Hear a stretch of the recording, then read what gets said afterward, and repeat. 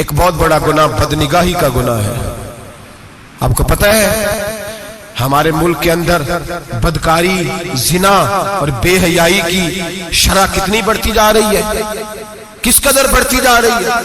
وہ لوگ جو نکاح کر لیتے ہیں وہ بھی اپنی نگاہوں کو، میں اکثر کہتا ہوں، حضور نے فرمایا نکاح آدھا ایمان ہے، جس نے نکاح کر لیا اس کا ایمان مکمل ہو گیا، تو جو نکاح کے بعد بھی باز نہ آیا، میں اس کو بے ایمان نہیں کہتا، لیکن نبی پاک نے فرمایا جو نکاح کر لے اس کا ایمان، بولیے ایمان محفوظ ہو گیا، اس کا ایمان، سارے بولیے ایمان، اور جو پھر بھی باز نہ آئے، حضور کہہ رہے ایمان مکمل ہو گیا، اور جو نہ باز آیا کیا فتویٰ دیا جائے حدیث کی روشنی میں؟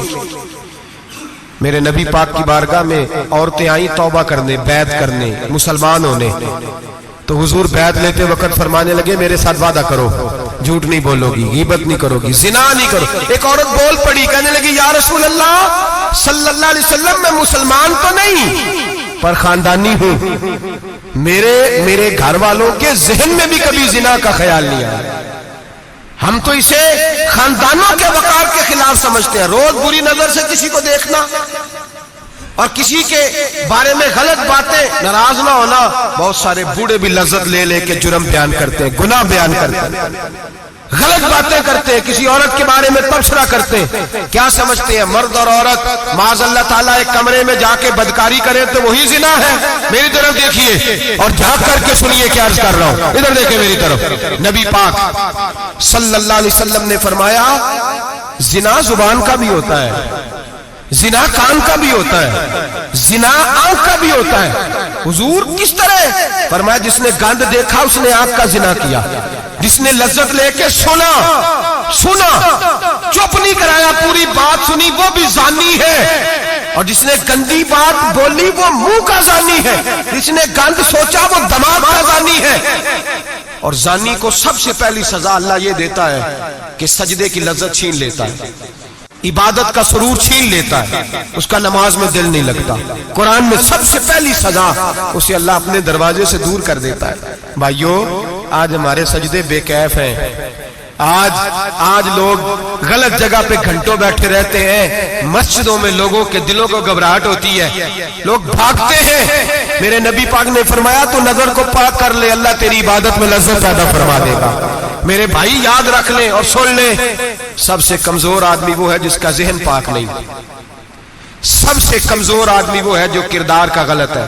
ایک بات میں نے پڑھی، آپ یقین کریں میرا دل کرے کہ میں آگ لگا دوں اس عنوان کو جس پہ گندگی لکھی جاتی ہے، ان اخباروں کو، ان چیزوں کو جس پہ گند لوگوں کے دلوں میں۔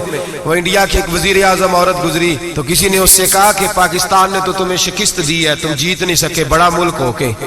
کہنے لگی کوئی بات نہیں، تھوڑا وقت ٹھہر جاؤ، ہم ان پر تہذیبی یلغار کریں گے، ان کے گھروں میں ننگا ناچ کریں گے، یہ گندی تصویریں دیکھیں گے، یہ گند میں الجھ جائیں گے، اور جو قوم گند میں الجھ جایا کرتی ہے وہ پھر کسی سے لڑنے کی طاقت نہیں رکھتی، اس کے اندر ڈٹ جانے کی ہمت نہیں ہوتی، اس کی غیرت کے جنازے نکل جاتے، دل کرتا ہے جل جائے وہ جل جائے جہاں سے برائی پھیلتی، تباہ ہو جائے وہ علاقے جہاں سے گند ہوتا ہے۔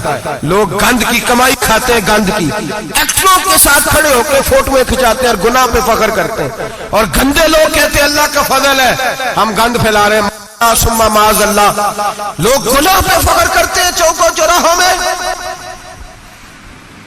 محمد بن قاسم آئے ہندوستان پہ راجہ دہر کے مقابلے میں، نوجوان میری طرف دیکھیں اور صحیح ہو کے بیٹھے، خاصے صحیح ہو کے بیٹھے، تقریر نہیں کر رہا، جذبات کا، میرے جذبات سنیں، دل کے پھپولے جل رہے ہیں سینے کے داغ سے، اللہ کی قسم روح کی گہرائی سے بات کر رہا ہوں، وہ بات کر رہا ہوں جو سینہ کہہ رہا ہے کہ پھٹ جائے اور کہنا نہ پڑے۔ قرآن و حدیث پڑھتے ہیں اور پھر اپنا حال دیکھتے ہیں تو لگتا یہ ہے کہ عذاب قریب آ گیا ہے، لگتا ہے زمین پھٹنے والی ہے، آسمان گرنے والا، لگتا ہے قریب آ گیا سارا کچھ۔ سمجھے کیا عرض کر، یہ بات اگر آپ سمجھ گئے تو قیمت وصول ہو گئی، اس کو سمجھ گئے تو سمجھ لیں آپ کے مزاج کے اندر اللہ نے تبدیلی پیدا کر دی۔ محمد بن قاسم 18 سال کا جوان، ایک عورت کی عزت پر راجہ دہر ہندو نے حملہ کیا، محمد بن قاسم بچانے آئے۔ جب ہندوستان آئے فوج تھوڑی تھی، علاقہ تھوڑا تھا، راجہ دہر کی فوج بہت زیادہ، اور پھر اپنا عرب چھوڑ کے یہاں آ کے ہندوستان میں اس کے علاقے میں اس پہ حملہ کرنا، حالات خراب تھے۔ محمد بن قاسم پریشان ہے۔ ایک بزرگ نے دیکھا، کہنے لگے پریشان کیوں ہو؟ کہنے لگا سوچتا ہوں علاقہ بھی اس کا، فوج بھی اس کی، میرے فوجیوں کو تو رستوں کا بھی نہیں پتا، کیسے جنگ کریں گے، کدھر سے آئیں گے، اور پھر ہمیں زبان بھی نہیں آتی، کیسے کام ہوگا، ڈر رہا ہوں۔ 2-4 دن گزرے تو محمد بن قاسم اشاش بشاش ہو گئے۔ وہ بزرگ کہنے لگے خیر ہے؟ بڑے مطمئن ہو گئے ہو؟ کہنے لگے بس راجہ دہر ہم سے مقابلہ نہیں کر سکتا، راجہ دہر ہمارے مقابلے میں کھڑا نہیں ہو سکتا، وہ گرا کے گرا، وہ لڑکھڑایا کے لڑکھڑایا، ریزہ ریزہ ہو جائے گا۔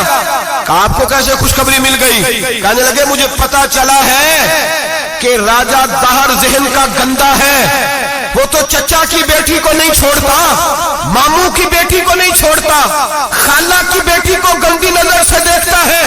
جس کا ذہن گندا ہوتا ہے وہ کسی کا مقابلہ نہیں کر سکتا، ہمیں فتح ہوگی، فتح، وہ گرے گا۔ وہ بزرگ کہتے ہیں میں سمجھ گیا کہ واقعی سے فتح ہوگی۔ آج کشمیر کیوں آزاد نہیں ہو رہا؟ فلسطین میں آگ کیوں لگی ہوئی ہے؟ مسلمان جب تک ذہن کا گندا ہے کمزور ہے، جب تک ذہن کا ناپاک ہے کمزور ہے۔ حضرت سعد بن ابی وقاص رضی اللہ تعالیٰ عنہ فرمایا کرتے تھے اللہ مسلمان کی مدد اتنی دیر تک کرتا رہتا ہے جتنی دیر تک مسلمان کا ذہن صاف رہتا ہے، کردار پاک رہتا ہے۔ آگ اس لیے معاشرے میں لگی ہے۔ نوجوانوں تم کہتے ہو کامیابیاں نہیں ملتی، اسے کیسے کامیابی مل سکتی ہے جس کا ذہن ہی صاف نہیں؟ وہ کیسے دنیا کی بازی جیت سکتا ہے جس کی نگاہ ہی پاک نہیں؟ وہ کیسے آگے بڑھ سکتا ہے جس کے کردار میں پاکیزگی نہیں؟ اپنے آپ کو پاک کر لو، اللہ ہر مشکل میں تمہاری مدد فرمائے گا، ہر رستے میں تمہاری مدد فرمائے گا۔ اور میں نے کہا جب آدمی ناپاک ہوتا ہے تو رب کریم اس سے عبادت کی لذت چھین لیتا ہے، اور اللہ کی سب سے بڑی سزا یہ ہے کہ کسی کو سجدہ نہ لمبا کرنا دے۔ رب کریم سب سے زیادہ اس سے ناراض ہے جس کو قرآن پاک کے کھولنے کی توفیق نہ ہو۔ سب سے زیادہ رب کریم اس شخص سے ناراض ہے جو اللہ کی بارگاہ میں جھکنے کی لذت چھوڑ جائے۔ میرے نبی پاک سید عالم علیہ السلام کے صحابہ لمبی عبادتیں کرتے تھے، لمبی۔ کسی نے کہا تھا روم کے بادشاہ تھے کہ یہ مسلمان فاتح کیوں ہو جاتے ہیں؟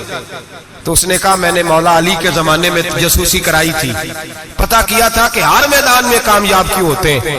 تو کہتے میں نے دیکھا یہ دن کے مجاہد ہوتے ہیں پر رات کے عابد ہوتے ہیں۔